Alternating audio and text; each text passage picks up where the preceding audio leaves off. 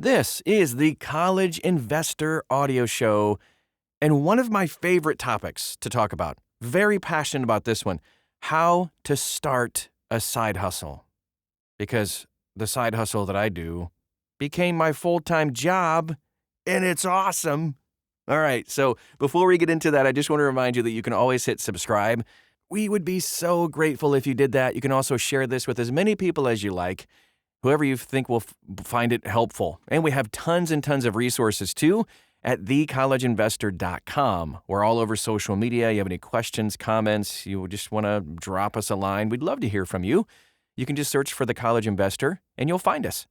Let's get to it. How to start a side hustle. Yes. Okay, so work all day and then work some more on your passion project.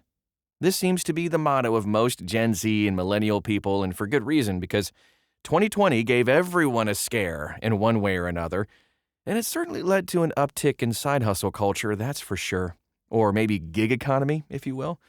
All right, so the term side hustle is defined as a secondary business or a job with the potential to produce extra income. And not just extra income, completely replacing your other job. Seriously.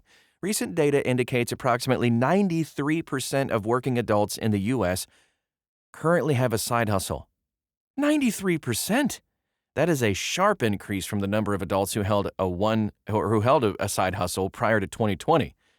Just a quick internet search will display endless lists of side hustle options, but there aren't as many resources for how to actually get started on a side hustle. So we're going to go ahead and take you through the steps to finding the right one for you and helping it to go live, plus all the other things to keep in mind as you venture into new territory.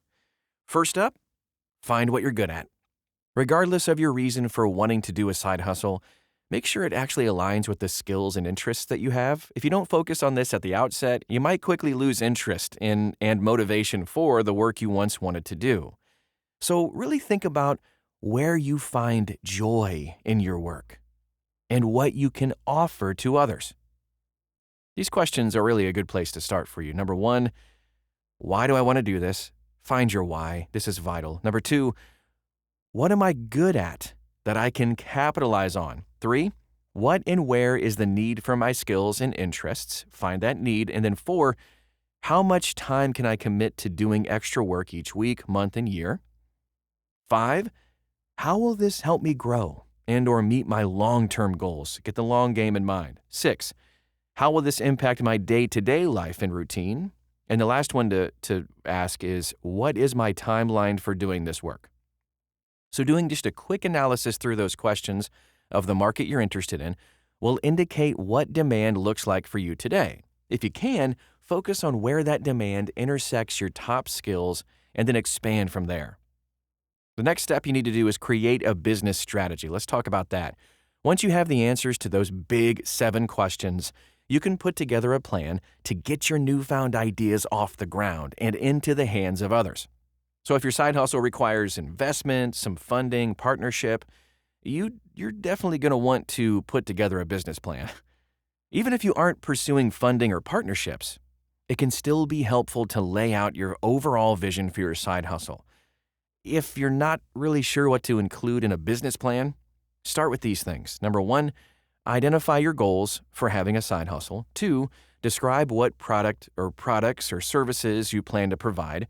3, establish a time frame for getting started and for completing your goals if you have a specific timeline. 4, use market research to outline the need for your skills in the areas with greatest opportunity. 5, identify all the tools and software, maybe some technology you're going to need to be successful. 6, create a budget to operate within. So important. 7, design a plan to market yourself. All right, so after that, know your time commitment. If you're venturing into side hustle territory, it's likely you still have a full-time job to pay attention to. But when you're excited about something new, like launching your first side hustle, it can be tempting to spend more time on what makes you happiest, but that's not really the best way to kickstart your new gig. While there's no way to split your time between jobs, there are a few strategies that have helped others stay motivated and on track while switching between the two. Well, for instance, some only pursue their side hustle first thing in the morning, late at night, or strictly on weekends. That's what I did. It was kind of like my lunch break and late at night. That was it. That's all the time I had. Others find it best to utilize the downtime they have in between work tasks during their day job.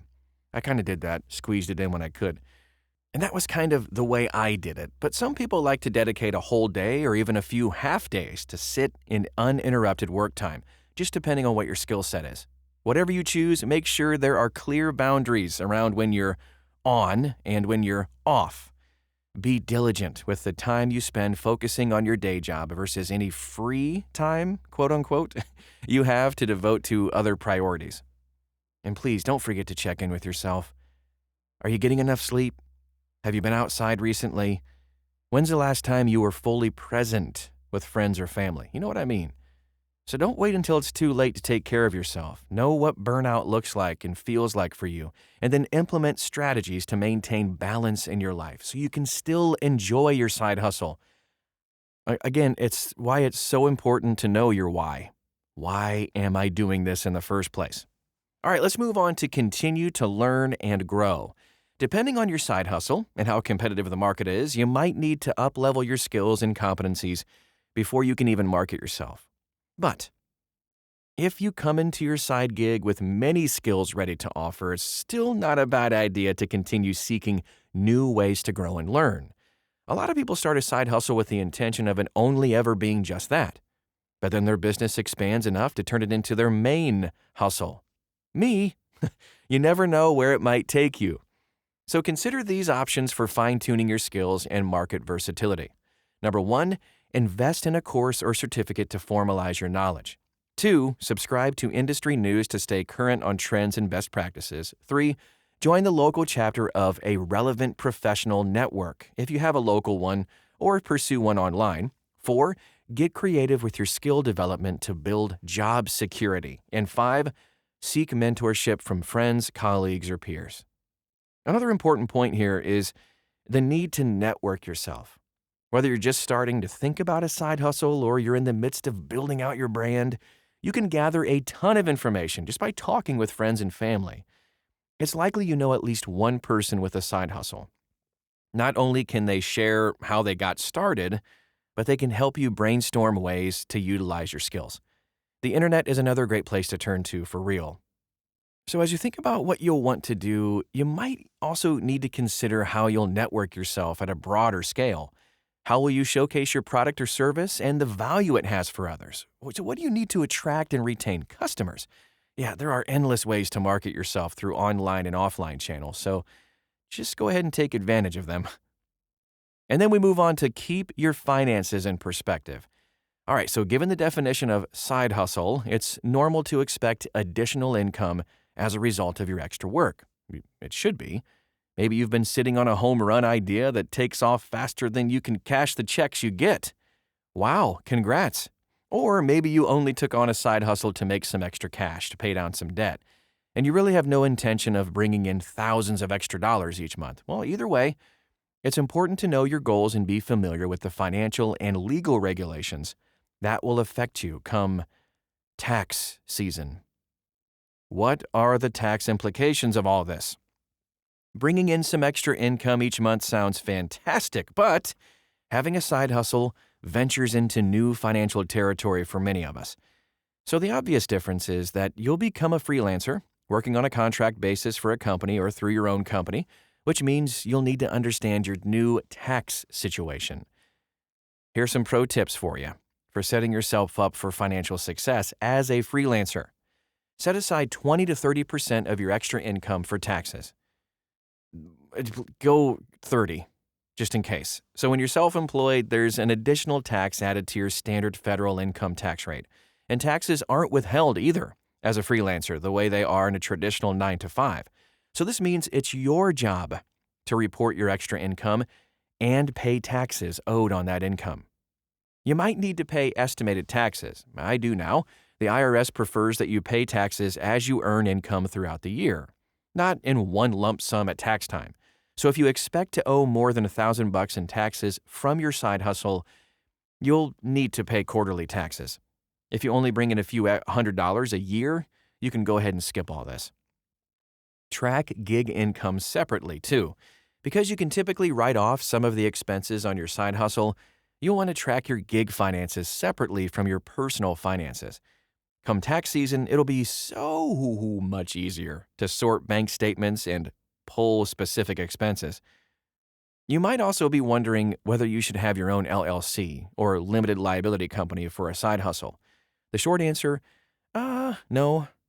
You don't need to form an LLC to take on extra work, but there are some perks to having one. The main benefit is having liability protection. Unlike sole proprietorships, an LLC provides peace of mind by separating your personal assets from your business liabilities. So this means that if your business is ever sued, the party suing can only go after your business assets, not your personal assets like your house and car and all that stuff. Remaining a sole proprietorship has its advantages too, though.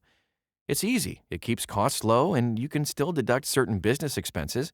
You can always reassess your needs as your business grows too. And let's wrap things up for today. Despite what it seems, building a side hustle isn't really always easy, and it's not for everyone either. Don't let hustle culture alter your idea of happiness and success, especially if you're only considering a side hustle because they're popular. For every person who has a side hustle, 2 or 3 others are content to do other things in their free time. But if you are looking to start a side gig, get really clear on your why. I know I said this a couple times today, but this is so important. Put some time and energy into planning out your path. Talking to others with a side hustle and researching market needs. Having a side hustle can be a great way to generate extra income, develop new skills, and find a creative outlet. And then when you're ready, read through the many ways you can actually earn extra income. Then, follow the steps laid out for you right here in this podcast and get yourself going. You never know. I started thinking, well, if I can just earn a couple $100 a month, I'll be good. Now, I earn a couple $100,000 doing my side hustle. It can happen, friend. Pursue it, know your why, and get it done. And that is our show for today. Go ahead and hit subscribe if you liked it. Share this with others who may be thinking about starting a side hustle as well. We have like over 100 different side hustle ideas, I think, on thecollegeinvestor.com, and the list keeps growing as more and more people get more creative with their side hustles. You can also follow us all over social media, ask questions. Oh, so many people to ask in the College Investor Network. Just search for the College Investor and you'll find us. Thanks again for stopping by today, and we will talk to you again real soon.